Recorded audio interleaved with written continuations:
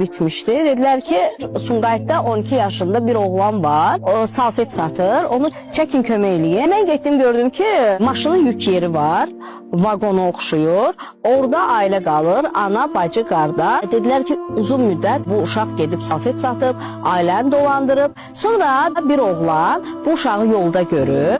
Deyib ki sən bir də salfet satma. Mən hər dəfə sizin evə bazarlıq eləyəcəm.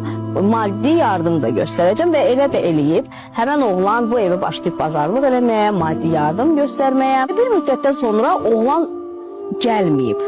Bu qapı döyülməyib, oğlan gəlməyib. Bu 12 yaşında uşaq təzədən gedib küçədə salfet satmağa.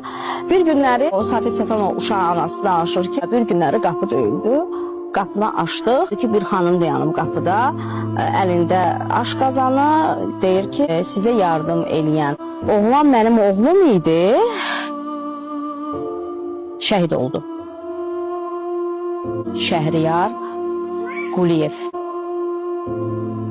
O ana qədər də onun ruhu kömək olub o ailəyə.